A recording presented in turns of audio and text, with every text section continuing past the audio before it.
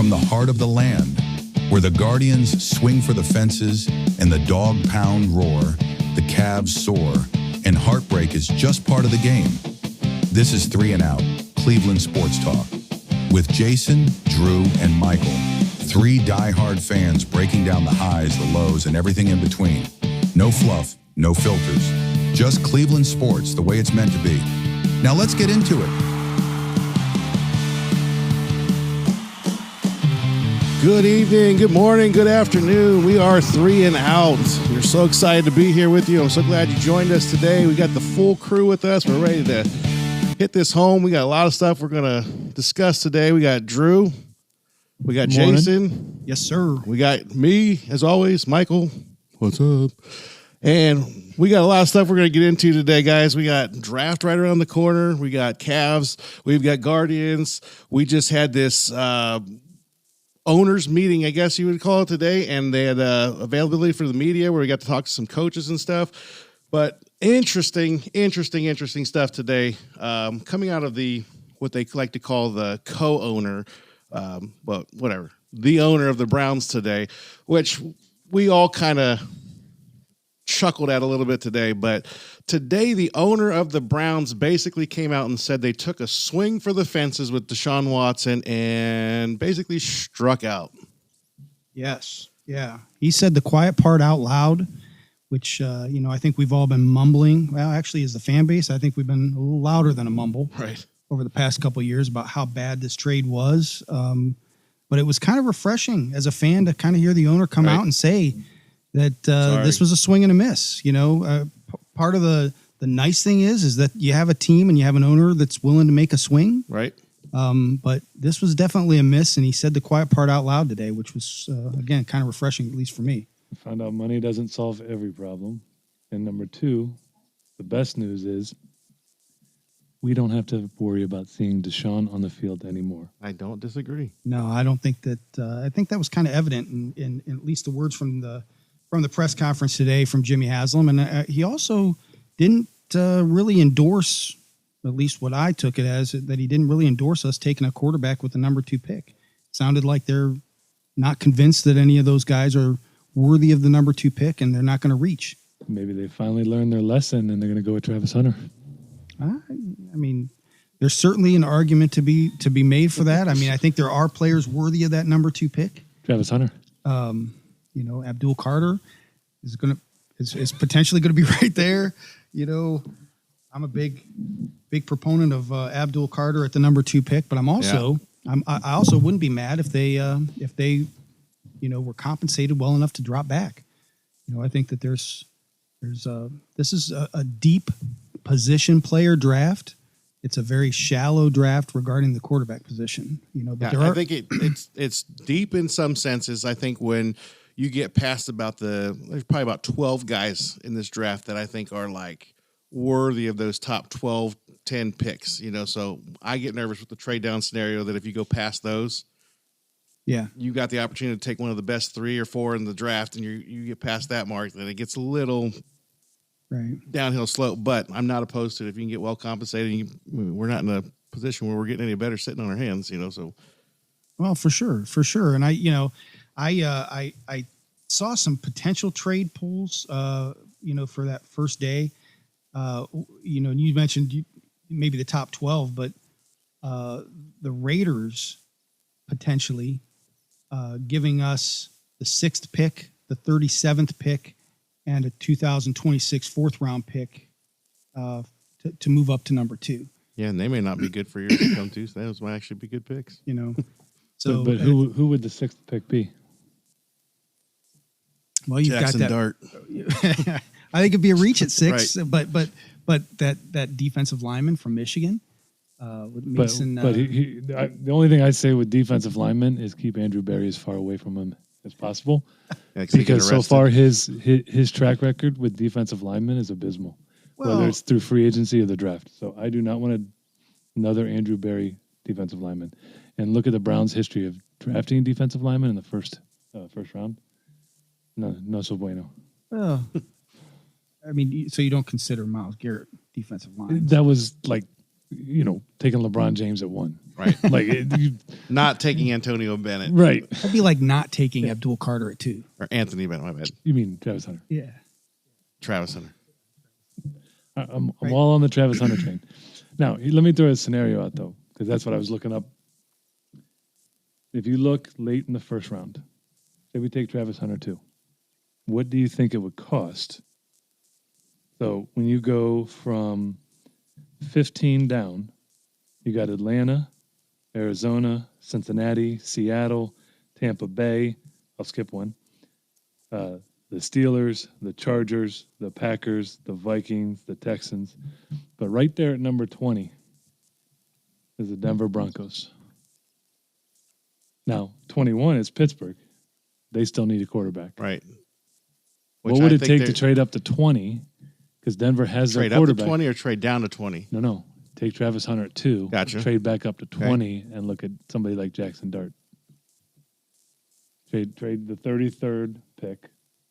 I don't know. I don't know what it would cost. Well, Greg Newsom's been on the block a couple times this all season. I wonder if that would be they've got a really good defense. That would help their defense. I wonder if that would be Well, there've been names like Wyatt Teller, right? Are also on the. Yeah, and we've stocked up at the guard position with that kid we got from Michigan last year. They just brought in another one. Yeah. This offseason, I forget what the name was, but we definitely got guards. Yeah. So Wyatt Teller and Greg Newsom, in conjunction with maybe that one of our 3rd round picks, the 33rd pick, I think it's very possible they move back up in. And Jackson Dart, I think, is a he's not going to be ready to be a day one starter. But I also don't believe that Cam Ward or Shedeur Sanders are going to be ready day one. So here's the perfect thing I've heard from him because of the scenario we're in already is that many scouts have compared Jackson Dart to a less athletic version of Kenny Pickett. So that would be great.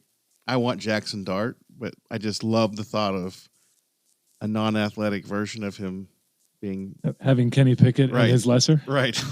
See, I heard he was compared to Josh Allen.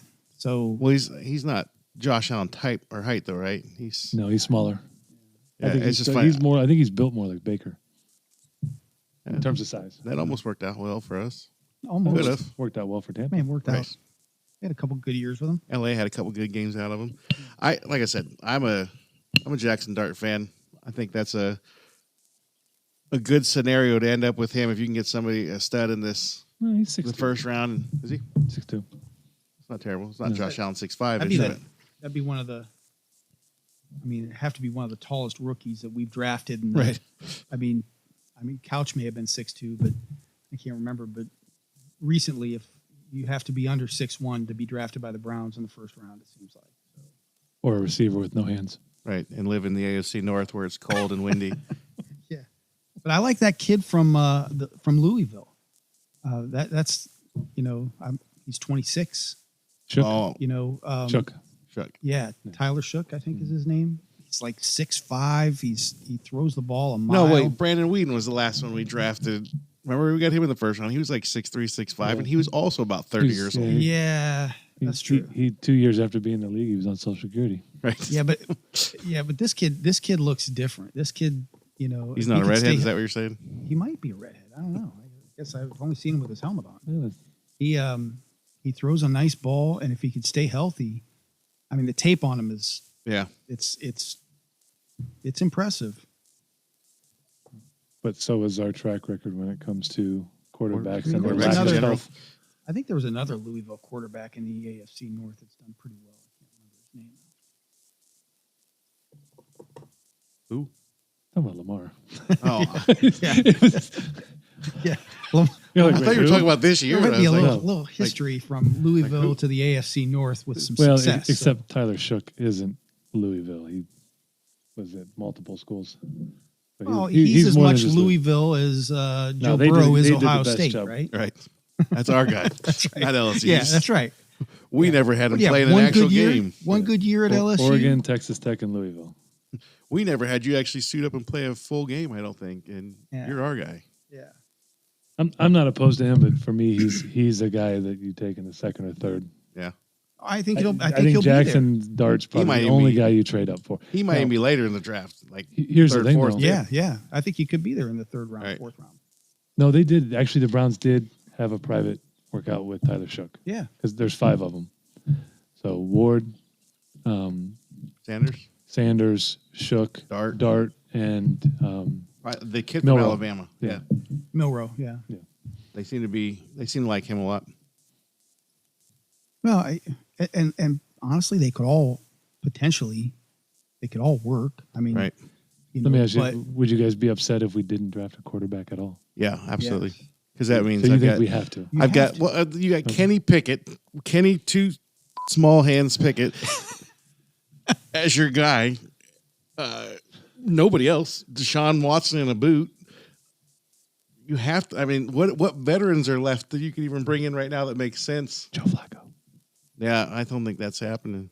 I mean, well, you got Carson Wentz, Joe Flacco. Boo. There could be a trade. I mean, listen, Atlanta's going to be in a pickle. I'm telling you, they're going to be desperate. The closer we get to the draft, if they can get something, and somebody willing to take some of that salary to unload Cousins. And I've heard it said a couple of times now that where Atlanta's at right now is they're in a very similar situation to what we are with Deshaun Watson, where Jimmy Haslam comes out and says, we swung for the fences, we struck out, we missed big time. Yeah. These guys over in Atlanta, they bring Kirk Cousins in, they sign him to this massive contract. They go off and they get Michael Pence, however you say his name. Penix. Yeah. They bring him in and he becomes the starter, and now they're looking at this guy that's on their bench. They're not going backwards from that guy. Right. But they're also like, all we need to do is get a third, fourth round draft picked out of this guy just to show Arthur Blank we got something out of this guy. This trade wasn't a complete waste. You really giving up a third round pick for a 37-year-old? No, am I? No. Andrew Berry, yes, probably.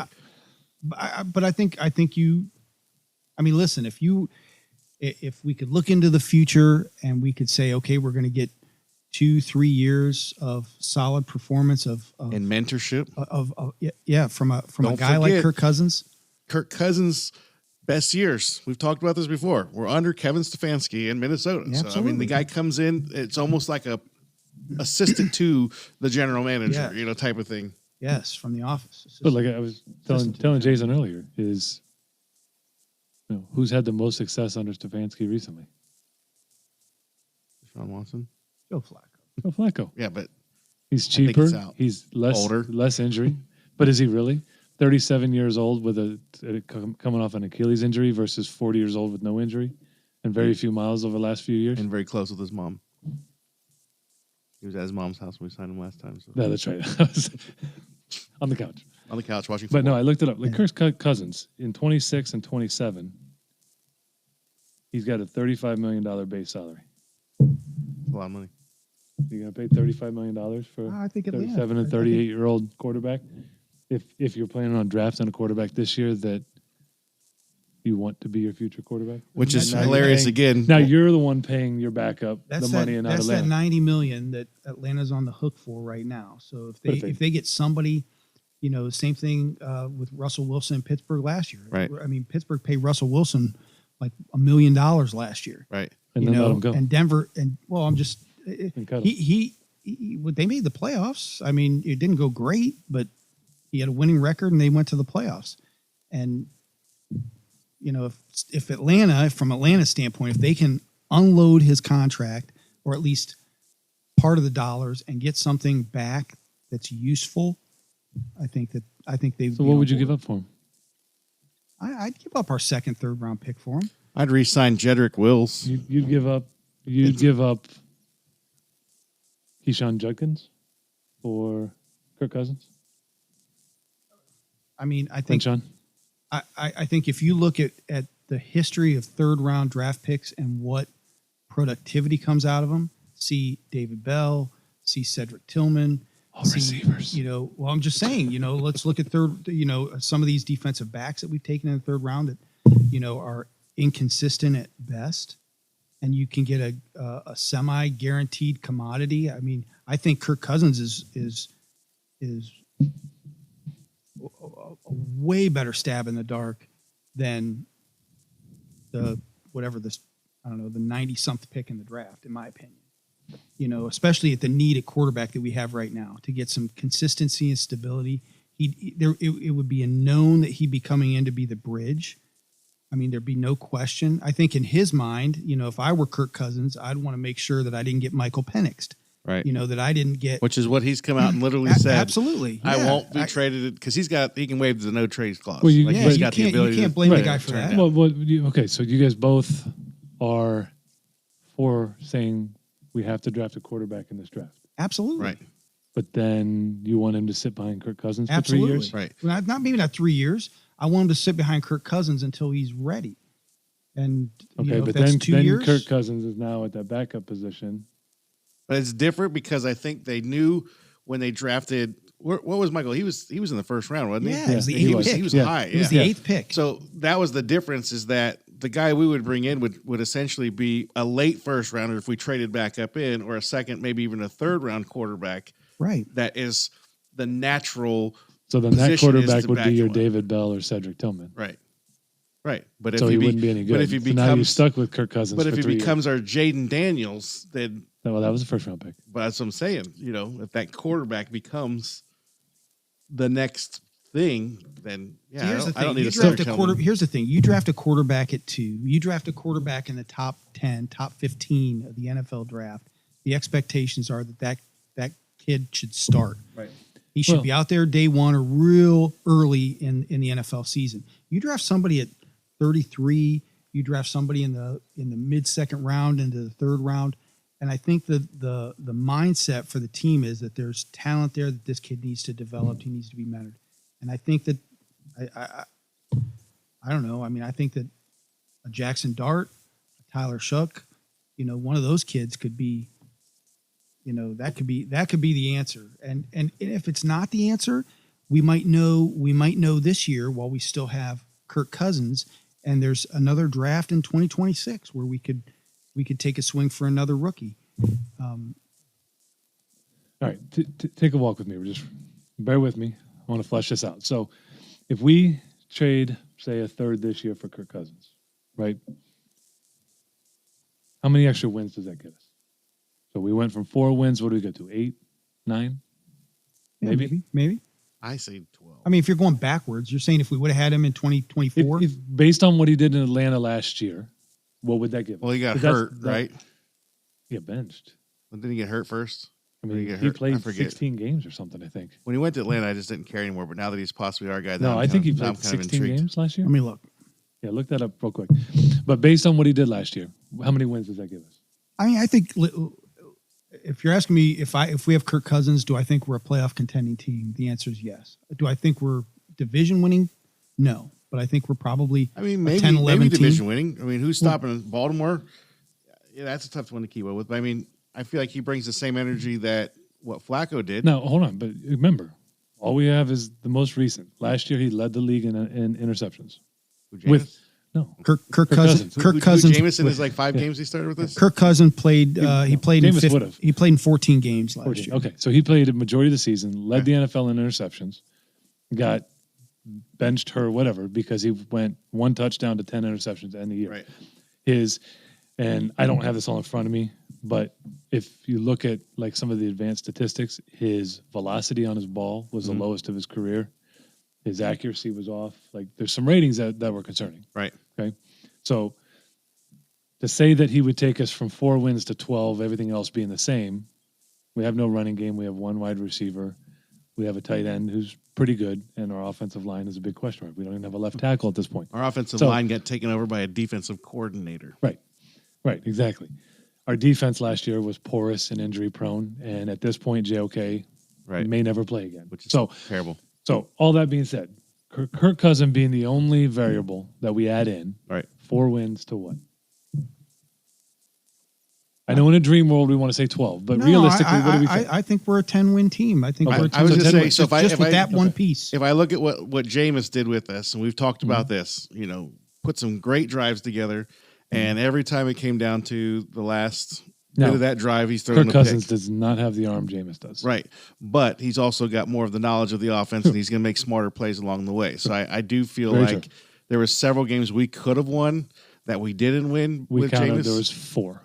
Okay, so that's There's another 4 games we were in that we puts would have you, had. put you at what, like 8? 8. So- If you win all of So them. I would say 8 to 10. But in our 4 wins, you could probably point out a couple that the Right. other team But that you- we won but that maybe we shouldn't have. Also, could have put them in, a little higher. Well, Okay. So you guys- I'd say 8 to 10. All right, so you guys, and that's where I'm at. I say 8 to 9. Okay. But we'll say 8 to 10.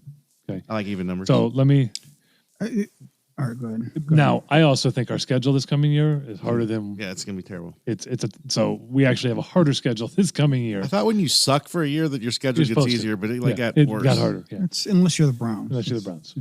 So okay, now we get Kirk Cousins. Hold on, one more question with that. If we trade that 3rd round pick for Kirk Cousins, who's the quarterback you draft? All Well, right, it depends so where you end up in the draft, I guess. Well, you got 2, and then you got 2 third rounders. you got 33. You got the pick number 33. 33. So And- 2, and- 33, and then that other Wait, third rounder. run that question again. So you're So talking who's the quarterback you draft?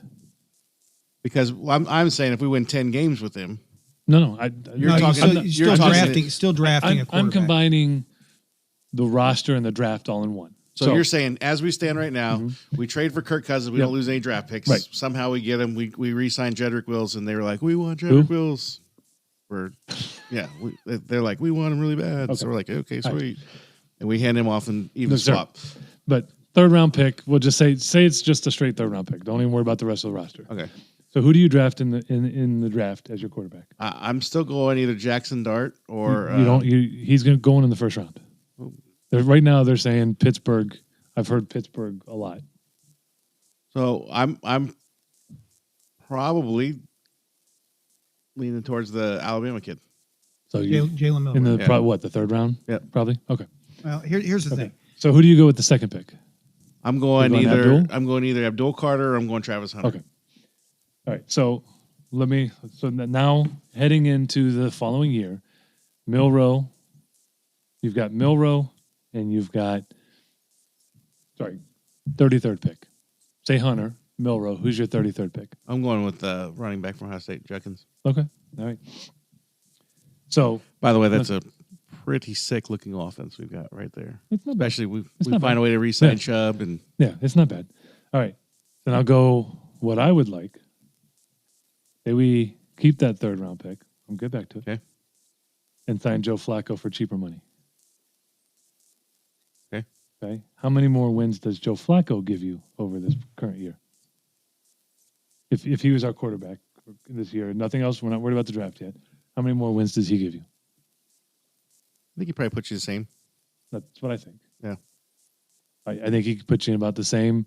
He's going to probably have more turnovers, but he's going to create more offense. He does have a stronger arm, so he's got kind of like the arm. I mean, I'm a Joe Flacco fan. Yeah. I really do like him. Okay. I thought we had the most fun, but I do know that today Andrew Berry was asked specifically about Joe Flacco. And I know, there's something. It was brought up Yeah. in a since I've been covering the Browns, not me personally, but the person that asked, Yeah. since I've been covering the Browns, the most energy I've ever felt in that Browns stadium was when Joe Flacco came in and he led us to the playoffs, and they just kind of like, yep, that was cool. And they moved on. Yeah, something happened there. I Dude's don't a know free what, agent, sitting there, like could easily, already knows the system, already comfortable, could come in and easily dominate. But yeah, I agree with you. I mean, but okay. So, go ahead. I was just gonna say here, if we did give up a 3rd round pick for Kirk Cousins, would any of you guys use the 33rd pick for Jalen Hurts? Jalen Hurts was in the draft, or Andy Dalton, Derek Carr, Jimmy Garoppolo, Geno Smith. Would you use the 33rd pick for one of those guys? Because those are quarterbacks that were taken in the 2nd round. right. So Andy Dalton, no. Well, Never listen, been but I like Jalen Hurts. He was good. he I was hate Andy was Dalton. Yeah. He just looks weird. the rest of the He's a Bengals redhead. may have, other than Ocho Cinco, they weren't Right. all that great, but Well, playoffs a lot of that's- years. You're not wrong. The problem is in a draft, you can't foresee that. Sure. And in this draft, that even the number 1 quarterback in last year would have been no higher than number 7. Correct. Okay. What are you getting in the 2nd round? You know what I mean? So that's an even bigger crapshoot and a luck of the draw. I don't disagree with you. Yeah, but I think the quarterbacks that you could get in the 2nd round when we're talking, See, I disagree. I think but Jackson. There's like 2. I think it's Jackson Dart, Milrow. I think that's a second round pick. Let me. I'll just if I can. Everything I've heard with Milrow, anybody from, and a lot of them are former quarterbacks in the NFL. I'm not going to name them, but have come out and said that his short and mid-range game is absolutely putrid. Right. Which is he what throws you a beautiful have to long have. ball, right? You have to have that in So Kevin Stefanski. I don't see him. If that's truly what people are seeing, I don't see any way he goes higher than a 3rd round pick. See, I see him going to Pittsburgh. Jalen Milrow, I see him going to Pittsburgh. That's just my opinion. But you got Quinn Ewers, you got Will Howard, you got that kid from Notre Dame. Well, but the Browns aren't taking any of those because they said the 5 guys, right, that they only kept the private workout with 5 guys, and they said they're stopping there. Yeah, but that doesn't mean that they're not going to take somebody else. I mean, a lot of this is, on that position though. Do you think? I don't know. I'm not sure. Maybe. I mean, it's all on tape. I mean, that's the beautiful thing about right. It's not like we're back in the 1940s when we don't have tape on all these. No, guys. but let me ask you this: would you take a quarterback not having met, interviewed, sat down with? I wouldn't use the number 2 pick on one I haven't, but would I take a stab in a 3rd or 4th, 5th round? Absolutely. Oh, in those rounds, yes. I thought we were talking 2nd round. No, but Sorry, but I'm thinking again. I personally, the number 2 pick is not going to be used for a quarterback. That's just my opinion. I agree. I think it's. So, I think it's unless everything's a smokescreen and Tennessee's like saying they're going to take it, just trying to see what they can get, and they end up taking Abdul Carter. I think Cam Ward's the only guy that they're interested in. But do you take? That's what we had this conversation in the car. On the do way you up. take Cam Ward if Abdul Carter's off the board at number 1? Do you take Cam Ward at number 2? If that's like I have mixed feelings when you brought up the other day that he entered Miami as a 0-star recruit. It made me think, good Lord. Yeah. Okay, that changes like everything for me from the mental game of this kid. He's got skills, but like you said, in a draft last year, he's probably the 4th, 5th best quarterback in that draft last year. Some good quarterbacks in that draft. But when you look at it from the perspective of this dude came in as a nobody, fought his way through, learned the systems that he needed to learn, and became what he was in Miami, the dude plays above where he's at. So I think, yeah. Didn't Baker Mayfield do the same kind of thing? I mean, he wasn't. Yeah. He was essentially. Yeah.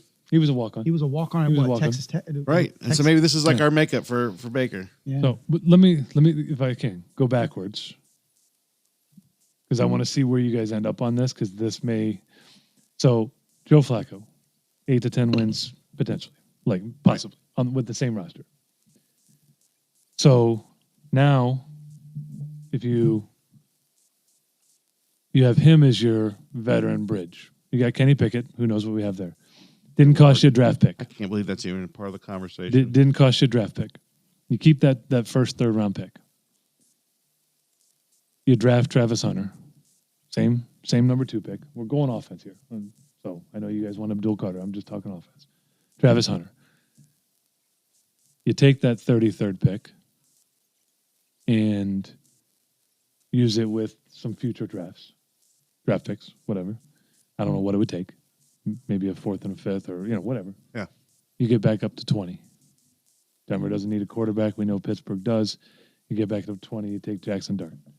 Then you stick it. Like the best part about all of that would be is to catch wind that Pittsburgh is actually going hard after Jackson Dart, and you sneak right above him and take him.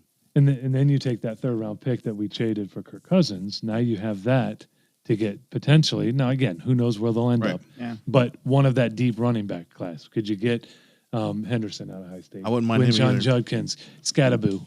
Right. Somebody like that. That's also another kid that I really like. But they're saying he could be available for. Or you could flip to the defensive side, although he'll probably be gone by then too, but get somebody like a Jack Sawyer. Right. Instead of Abdul Carter. So, get the running back you want, the quarterback you want, the receiver you want, having to settle for Joe Flacco versus I don't think it's Kirk settling. Cousins I just with don't. a quarterback you kind of might think is okay with that same receiver. Yeah. That's where I was going. I get it. That's in my mind the scenario I play out when I think about trading for Kirk Cousins. I hear you. I think the mentality of the front office right now is that they feel. I think they legitimately feel like they can put a winning team on the field, and that they can be a playoff contender with the right QB. And again, maybe there is something that happened with the Flacco thing. I'm a big fan. I would have had him back last year, but now you got to remember he's another year removed. He did not play all that well. He did not play all that well in Indy. That was weird too. That like you went into a system that was built for. I just lost the guy's name.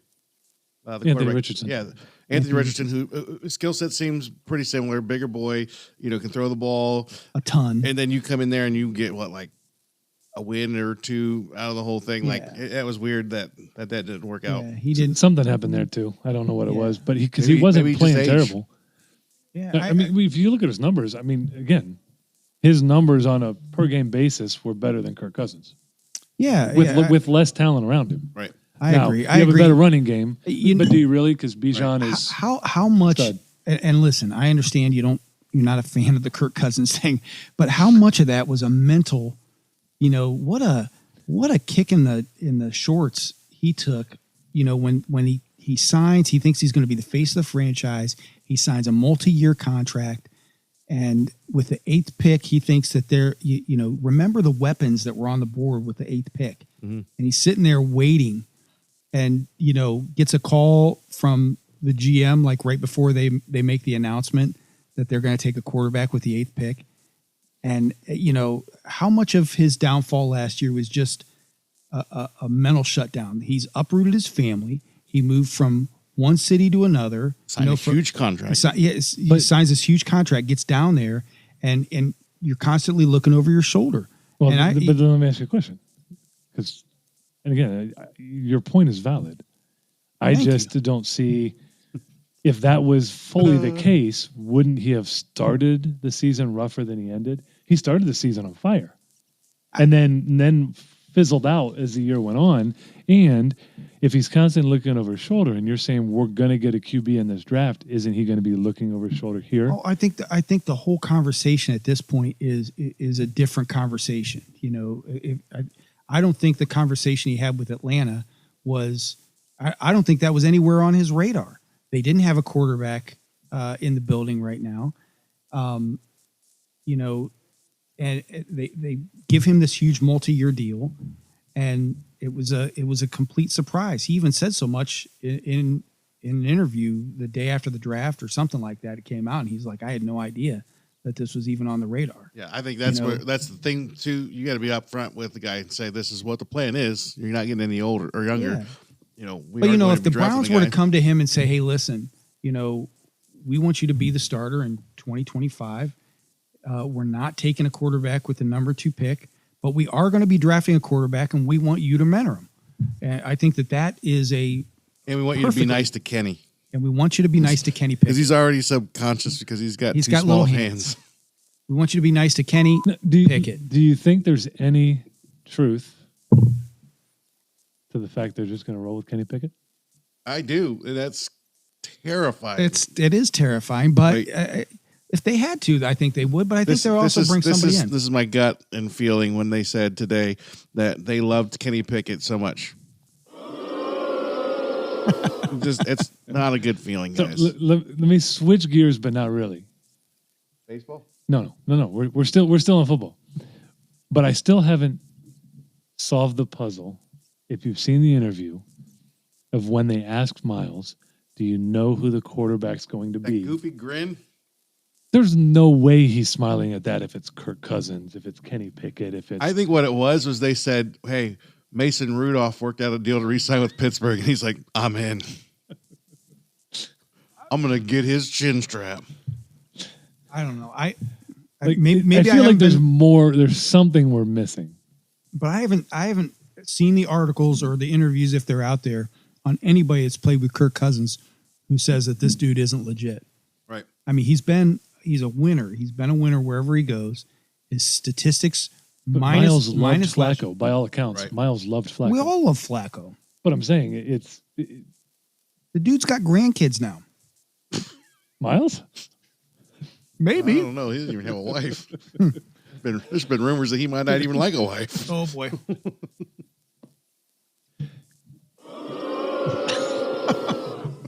Yeah, I'm not commenting on that one. Yeah, we won't touch that one. But no, I feel like he loves dinosaurs though. To me, and this is refuting everything I just went over, that grin was a grin for Shedeur because of what Shedeur brings with him. The name, the brand, the baggage and the drama. I'm not saying I'm for it, but that of all our other options, that's the only one I think that could get the slide grin. Unless there's a trade somewhere unless there's wheels to the Dak trade. Right. And that's the only reason I bought into that one. How excited were we? That was so ridiculous. Well, we knew that was like my best day of the off season, even though we all knew it wasn't real. We're all like, but this is not the first time that's come up. No. And so it makes you wonder if, like, I know we can say his name because he's the one that broke the story, but Bruce Dredden's been around, man. I mean, he knows people. He may have said something he wasn't supposed to say, and everybody was just hushing it up. It could be a draft day. I've heard scenarios of... So part of what I've heard is because of his dead cap hit is astronomical before June 1st. And I haven't looked up to see exactly what the numbers are, but it's like 100. What's Micah Parsons' contract status right now? He didn't resign yet. Is he a free agent or is he? I think he's franchised. Or no, I think he's on last year. He's once an extension, but hasn't got. I was talking with Gavin a while back about this. I'll look it up while you're talking. That there was a possibility and a rumor that there would be a Myles Garrett type of like sign and trade and a swap of the pick for Micah Parsons. And I wondered if there was anything. Maybe this whole Myles Garrett. This is typical Cleveland Browns fan guy right now. Yeah, maybe there's more. He's on a. Just so you know, he's on a. This is the last year of his contract. Okay. Maybe there's way more to the whole he's on a restricted free agent next year. Myles Garrett signing to begin with. Maybe we didn't actually sign him long term, and we signed him to our team. We've got the contract, and then we were able to trade him because I don't know how you swing the Dak Prescott. He's got no money clause. Who? Myles. That's what I'm saying. Maybe he was part of that though. Maybe he said, "Yeah, I'll sign. You're going to trade me to Dallas," and that was the goofy smirk. You know, he wants. Well, you remember back in 2017, he wanted to be in Dallas. He wanted to be in Dallas. Yeah. He was like, make it happen. Maybe the joke's on us. We lose Myles, and I don't know how else you swing the financials unless somehow you rope Deshaun into that somewhere. Yeah. What do you mean work the financials? With bringing in Dak Prescott's contract. I thought you were saying trade Myles for Micah. I'm like, those contracts are going to be basically similar. Right, and somehow work out the Dak, in the deal. And, basically, we give up our pick and Myles, and they keep their picks. They get 2 first rounds. They go get Sanders. They get Myles Garrett, the number 2 pick, and Sanders, and we get Dak Prescott. Is still because he knows he's playing with Shedeur. So my point still holds. In Dallas. I didn't say where. Right. I didn't say where. Yeah, and I wouldn't put it past Jerry to want Prime's son, Right. No, that all makes sense. Yeah, that totally makes sense. That's why the only reason I thought there could be legs to that, but. Darn, I wish I would have just ate this pretzel because I just had a boom revelation. You got to finish chewing first. What if the deal is they're going to wait till the day of to see who Tennessee actually takes? That way, imagine this. You're Jerry Jones. You swap picks with the Browns with Dak Prescott because you want to land Sanders. And then all of a sudden, Tennessee takes Sanders. I know there hasn't been any real steam to that, but what if that's the whole deal? They're waiting for that time to arrive to make sure that the guys go off the board that are supposed to go off the board. Basically, the insurance making sure everybody gets who they're supposed to get. If Sanders isn't there, then that trade makes no sense because. Yeah, so think about this. If they trade Dak. Now, again, I heard there was a June 1st on this, but even after June 1st, it doesn't get it a whole lot better. Which is why this deal is dead in the water, because for Dallas' sake. So if these numbers are correct that Jason has here, the salary cap's $280 million. Okay. If they trade Dak, their dead cap hit is $190 million. Wow. Yeah. Like that he's untradeable. Right. But even after June 1st, if this is correct, But with Jerry Jones, it's 137 million. You're still not trading them. That's half your is there cap. Jerry Jones money in there though that he can work stuff into bonuses, restructure the contract somehow when they trade him? No, because you're talking about that dead cap's eating at $190 million. It's eating all but $80 million of your salary cap. So you've got to fit 53 other people into 80 million. Restructure that in any way to make that bonus money come off of Jerry. That's the hard part with that dead cap. Here's something. Switching topics back to what you'd mentioned earlier about jumping ahead of Pittsburgh. Okay. The Seahawks get pick 33, and our third round pick 67, and Wyatt Teller, and the Browns jump back up to 18 in the first round. So we give up a second, a third, and Wyatt Teller. And second, a third this year? A second, a third this year, and Wyatt Teller. And we leapfrog Pittsburgh to get to 18. And so that gets us ahead of Denver. It gets us ahead of who's at 9. Well, but that's what I mean. Nobody before Pittsburgh is picking a quarterback. The only one that we want to trade with is probably Denver then. Because I think you can go all the way to 20 and not have to worry. I don't know that I want to give up a second and a third to get Jackson Dart, though. No. Right, but you know, Denver may not be. Denver's the only one. Well, you got 2/3 though. Denver's the only one that you know. Well, I don't know why. Anybody ahead of Pittsburgh could be in play if they're willing to trade back. Right, but each one you go up in a rung is more you're going to trade out to get to that pick. I agree, but you know, for whatever reason, whoever wrote this, you know, this deal must have thought that Seattle had the best. And I would venture a guess that Seattle might be the most likely to take a flyer on somebody like that, although they got to rebuild their receiving core. Only because Sam Darnold's had one good year. Yeah, Tevin Jenkins, that's the guard we signed. Okay, yeah. Tevin Jenkins. Yep. So that should make you feel good because like their number one project this season was to go build the O-line, the Bears. And so we signed a guy from last year from a team that's like our number one prospect or number one goal this year needs to be to rebuild our line. Yeah. So that's good for our disintegrating line we had last year. Yeah. No left tackle. It's interesting. I mean, I think it's possible. I mean, the draft for the first time in 4 years, the draft capital's there for us to move. And the draft means something to us. But because every year we're under the Barry regime, we haven't really seen. We can't draft. Well, we haven't seen them. We haven't had the capital to move to make a bunch of moves. You know, we've given up all of our. Yeah. The Denver one's interesting to me because they're a good young team. Sean Payton over there, they got the good young quarterback. Their defense is strong.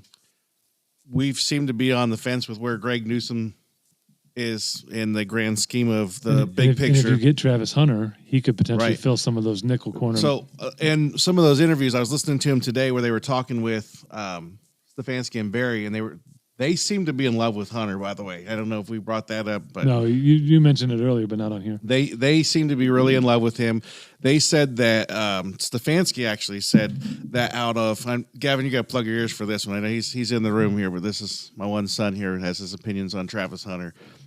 They said that out of all of the receivers, because Kevin Stefanski being an offensive guru, in some people's minds, I know Drew doesn't feel the same way, but in his profession of being offensive coordinator. Well, we just differ on our definition of guru if it applies to Stefanski. We'll just call him an offensive specialist. That's his thing. Out of all of the receivers that he's worked with, he's never seen somebody that has a better knack for the jump ball than Travis Hunter. He said that he is literally one of the best go get the ball type of guys. And face lit up when he was talking about him. He also said that he would look into the possibility with him as bringing him in as a wide receiver that had packages at cornerback. I mean, Odell didn't ever Wait. This guy could go get a ball. For those of you joining us from the non-video picture standpoint, Drew just held up a picture of Odell Beckham making the amazing catch in Dallas. But I think that was CGI. We didn't get that Odell, but I understand where you're going with that.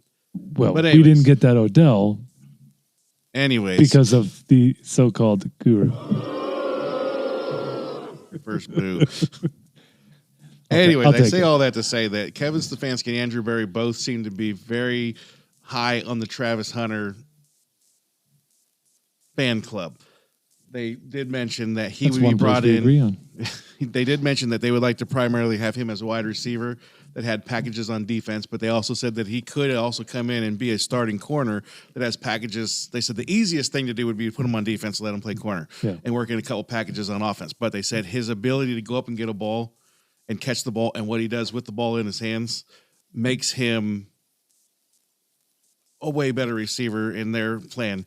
A funny thing I did see was that the Browns picked somebody completely different, and now that the Giants had signed Jameis Winston, that the Giants were going to actually draft Travis Hunter. That way, when he went out for a pass, he could play defense and intercept the ball from Jameis.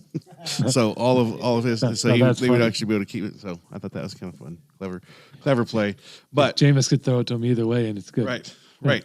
So there, the word on this, I don't know, word on the street, but some of the draft, the proverbial street. Yeah, the mock drafts I've seen are Denver being linked to like tight ends, and maybe that kid pops in there from Bowling Green, and he'll probably be there. And there's probably not a lot of guys at that level that want to take it because they're still quarterbacks, so maybe they are interested in making that move there.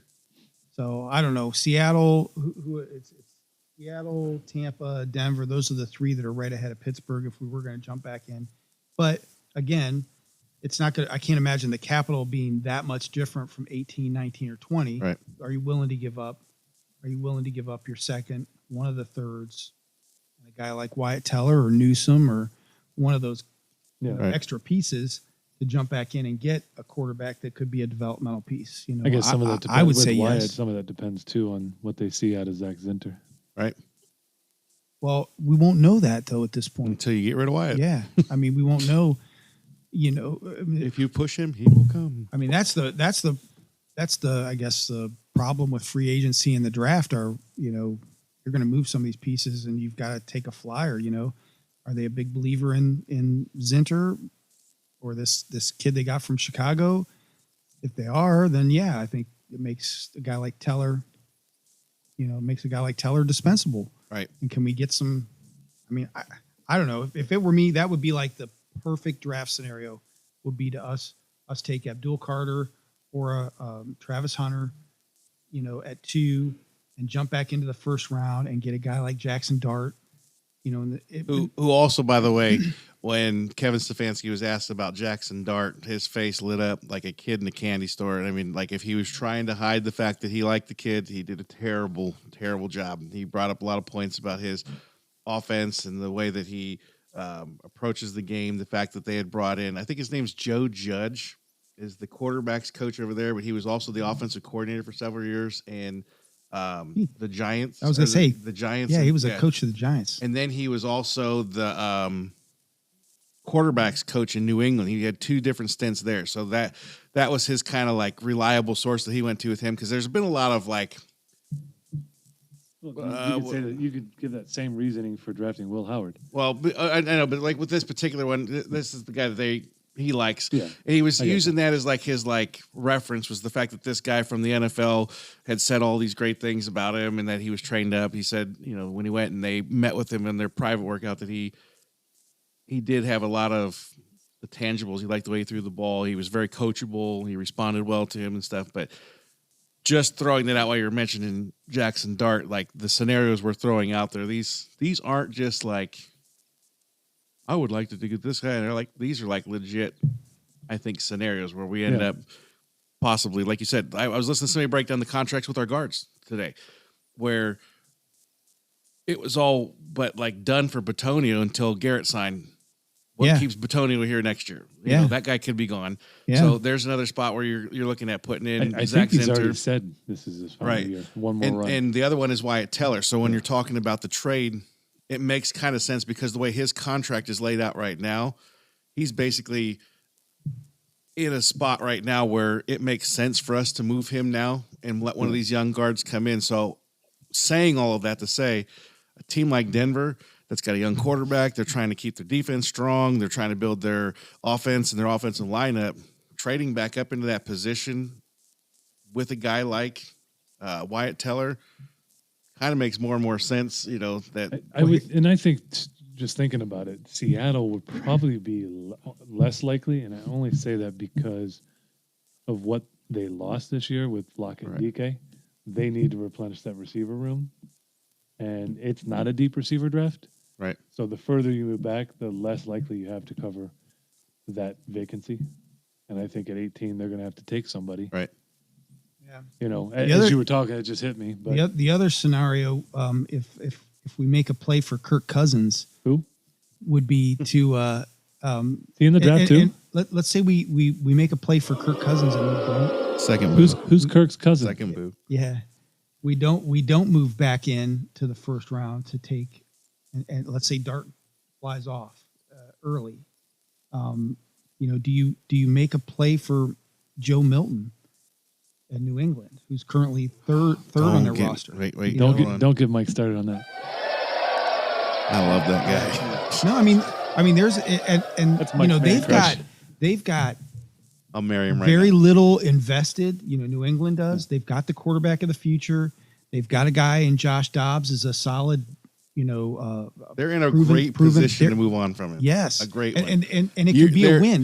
They're a Greg Newsome or a Wyatt Teller away from. Yes, 100%. I'd take him. Listen, hands in the air, whatever you want to go with. I would take him right now over anybody in the draft. Yeah, that's my. I mean, you're looking at the same scenario. I mean, here's the crazy thing. But here's the thing. That kid was a 6th round pick in last year's draft. I said this before. He played one game this year? I'm not giving up anything more than a 6th round pick for him. Listen, I said this before. I like him. New England I like is the one game. New England's got away with picking 6th round quarterbacks and making something happen. Yeah, you're not wrong. The kid looks like the perfect AFC North. Who was the other one they picked? Matt Castle. Yeah. Oh, okay. Yeah. No, wait. No, it was Garoppolo. Jimmy G or Brian Hoyer. I forget. Start with a B. Yeah, one of those. When you look at the scenario of like what you do when you draft a quarterback right now, you're drafting them hoping they're going to be this, but even these first round guys can be bust. I think it's the same scenario with this guy. Only now you've got a 6'5" dude that can stand flat foot and throw the ball 70 flipping yards in the air. He can run. He's just got all of the tangibles that you would need, and you pair him up with a guy like Kevin Stefanski, where we've talked about this, how many times? These guys that come in, stop looking at me like that. These guys that come into this Kevin Stefanski offense that look like they don't have anything in the tank left. PJ Walker, holy cow! You can win a game with PJ Walker, sort of. I mean, he was the quarterback. You can win 3 quarters with him, right? He was the quarterback that won that. But I'm saying, imagine bringing a mobile, strong-armed, big-body guy like that. You're looking at like a younger, more athletic version of Joe Flacco almost. Yeah. Well, he did way more than I expected with a guy like DTR. So I'm a big fan. I'm a big fan of that. If we were to start the season, if you were to tell me we were to start the season with Kirk Cousins. Oh. Breaking news. Myles Garrett advocates for QB early in 2025 NFL draft. Early. That could be second, third round. Early. First half. Sanders. First half is. Sorry, that was weird. I mean, put it under the table. Listen, he got paid. He said it wasn't about the money. He got paid. It ended up being about the money. Yeah, ended up being about the money. It's all about the I'm Benjamins. okay with that. But if we were to start the season with Kirk Cousins, Joe Milton, and Kenny Pickens. Wait. Do you Kenny. Wait, where do you go? Kenny Pickens. Pickett. Then Pickett. Yeah, Pickett too. Kenny Pickett. He's even better. He's even better than Kenny Pickens. It's George Pickens. That's the receiver. Yeah. Kenny Pickett. Well, Pickens. Yeah, Anyway, I think I'd be ecstatic, and then Travis Hunter. Now, my knock on Travis Hunter is that I think that's a kid that's a cornerback that we could plug in at receiver. Everybody else that's maybe what a lot of people I see think him he's as. a everybody receiver else you are plug looking in at a him. corner. Yeah. So I guess there's two schools of thought there, but I still don't think you can miss. I think he's a transitional player. I think he's, crazy talented, and I wouldn't be angry. I think Abdul Carter is, Myles Garrett, Right. All right, so 2.0. If you had one quarterback in this draft that you could take, who is it? The kid from New England. In this draft, Joe Milton. Honestly, I would take that kid from Louisville, Tyler Shuck. you take Shook. Who would you take, Mike? My answer is going to sound so dumb, but I'm actually getting on the Sanders train a little bit. Oh boy. I was on it last week until I heard some rationale for Travis Hunter, and it made a lot of sense. Well, you said quarterback, though. No, I know. So I know. if we're looking at quarterback, Yeah. Here's But he'll be gone. I don't think he'll last late. well, I'm talking second round Yeah. or second pick. I mean, Yeah. No, I know. the requirement of the offensive system we run does not require you to have to throw the ball deep. Does not have to have a lot of zip on it. It's got to be accurate. It's got to be well thrown. Well, it's got to be accurate because your receivers are never open. Right, and it's got to and that's kind of to my point. Back in the day, I don't know if any of you guys remember this. We used to have a quarterback whose name was Bernie Kosar. I don't know if you remember him. You remember him? Of course. Number 19. That's why I wore I'm 19. kidding. I'm kidding. Oh, Sheesh. yeah. The two years Bernie of football I played. Bernie was known for not having the strongest arm, but he was a very accurate quarterback, very smart quarterback, one of the smartest, I think, in the NFL, maybe ever. I might be biased, though. But his also knack was he threw receivers open.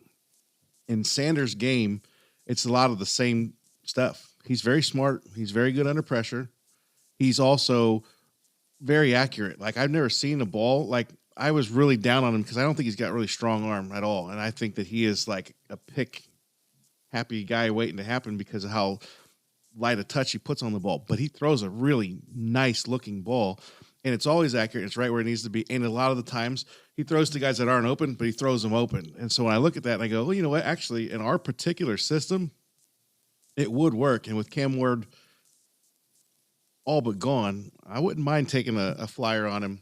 But I'm just the one thing I like about him, and that's not who I would say, but the one thing I like about him is nothing he's going to come across is going to phase him, right? Because he's seen it his entire life. Yeah, he was uphill battle all of his life too, with where he was playing it. Yeah, but with his dad being in the NFL and right. the level his dad played at, and and if worse comes to worse, you could talk his dad into playing cornerback for you. He'd probably be better than yeah. So you would take Tyler. I would, and I'd take him in the third round, and we could build the team. And what's he projected as? Do we know? I didn't really know until we start talking about it. He was the 11th ranked quarterback. Well, I just wonder where they have him mocked. Average. I don't know. They do. Yeah, I haven't seen. I would say Dart. That's who I'm.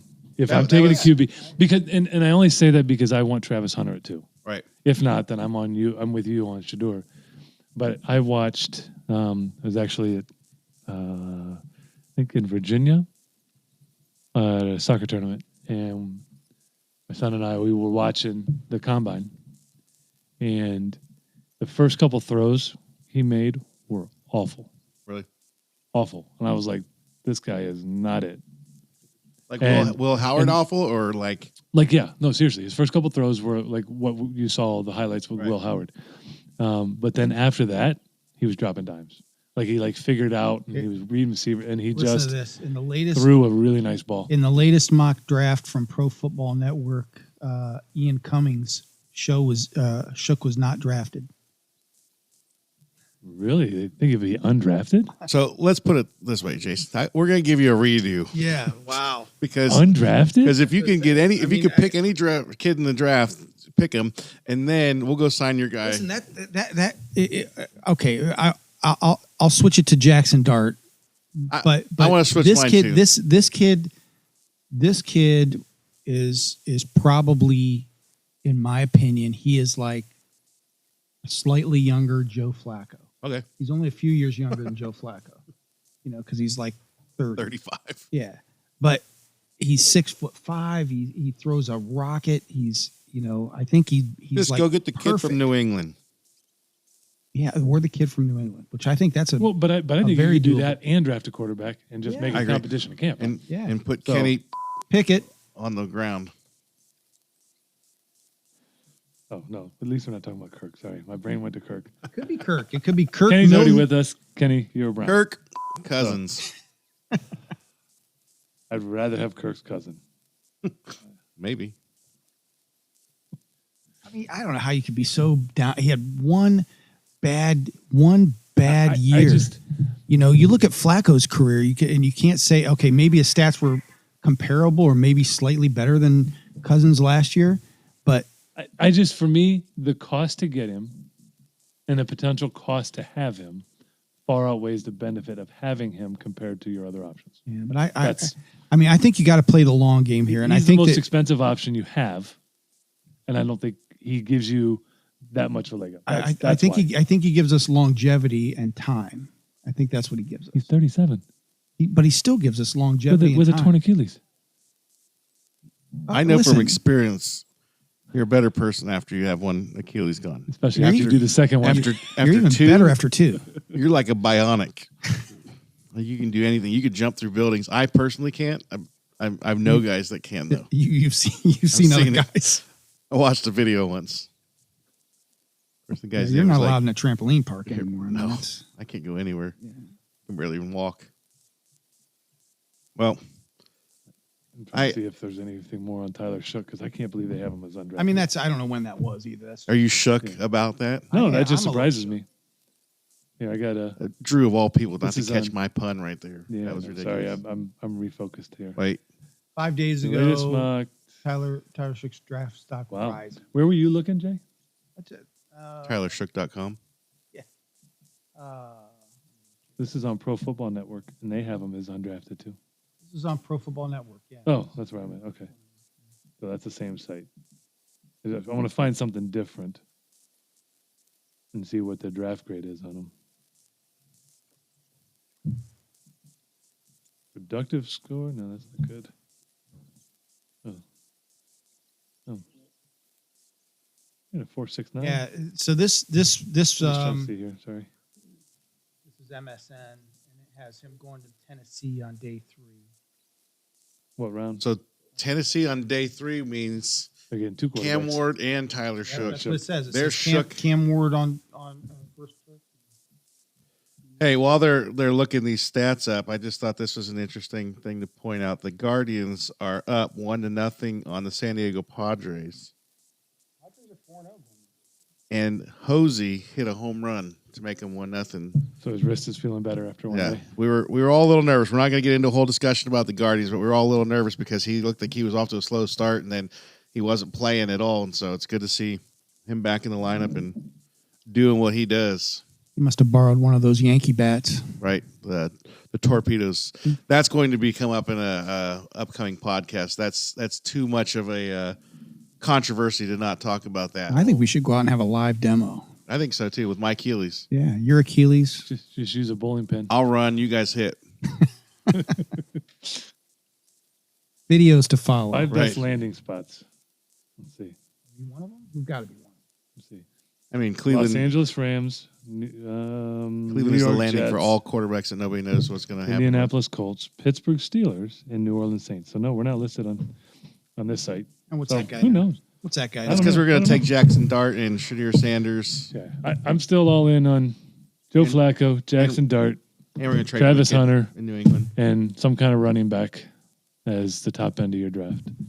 We'll just end up with Gentry What about that kid? I would that- love to have in the Ashton. first round. I would love to have him with the second pick All right, in a heartbeat. I'll go with that.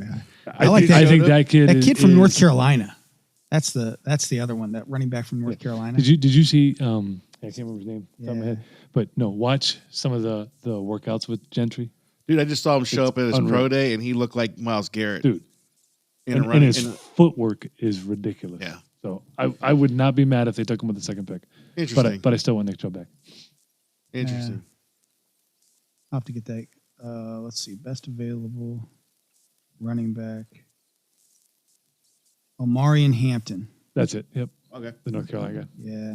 That's what I mean. The draft. But I has think there's plenty good. of There running backs. I think you can get a good there one could in be the third. 3 or 4 going out in the first round, which you never see happen. But No, but I think after this past year, running back may be moving up in terms of value. Oh, I think Derrick Henry and Saquon Barkley literally, I didn't know this, but they actually met in the offseason last year, before last year's football season, and they said that they were getting kind of frustrated that the running back position wasn't valued like it used to be. Like it used to be, you have to have at least 2 running backs, on all squads. And now it's like, where's Nick Chubb? You know, like why is nobody even talking about Nick Chubb? Well, so the Saquon Barkley and Derrick Henry went out and they worked their tails off and literally showed what 2 running backs can do for a team. The Eagles were basically unstoppable. The Ravens, I mean, that guy wouldn't even show up sometimes to the fourth quarter and still walking out of there with 190 yards in a game. I mean, that's crazy stuff. Where the defense down? I mean, that's at what 28, 29, 30 years old, right? Right. And just a tank of a Henry dude. more than that. Henry's So 31, 32. It is good. I mean, old school football is run the ball, punch people in the mouth. I think maybe they're learning that you swing for the fences with these QBs, Right. and Get yourself a good running back that can last you a good 7 to 10 years and You bail don't these put so much quarterbacks pressure out. on the quarterback. Right. Yeah, bail these quarterbacks out. Yeah, I would take any of probably 6 running backs in this draft.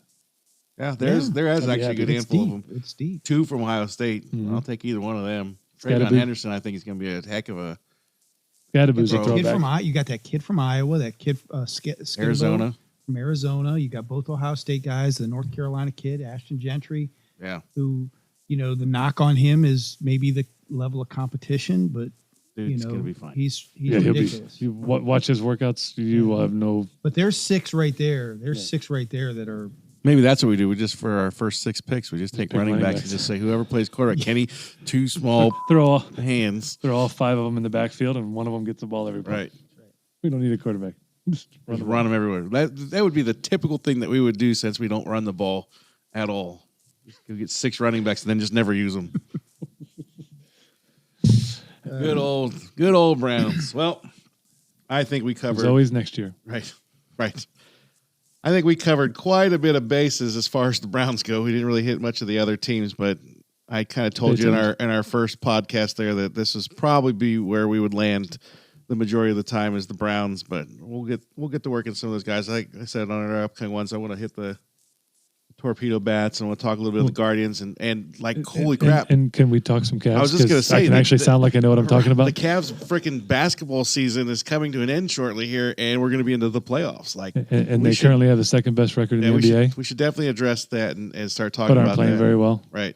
Donovan needs to start shooting the ball better. Right. We definitely need to address the Cavs since they're our playoff hope right now. I mean, the Guardians, they're only, 3 games in? 4 games in right now. 4th game today. Yeah, and they 9-4 got a winning record, starts, but that's a long season, so we won't know. But I appreciate everybody jumping in here. Hey, if you could do a favor and share this podcast with some friends, let's get us some fun audience members going. And like I said, leave us a post, leave us some comments here, some questions. topics. Yeah, give us some Let us know rumors what that you want you've us to talk heard. about. Yeah, let's do it. So we look forward to seeing you and hearing from you, and check us out. We'll put some more episodes here shortly, so be on the lookout. All right, everybody. Thank you for joining us on 3 and Out. Be on the lookout for more episodes.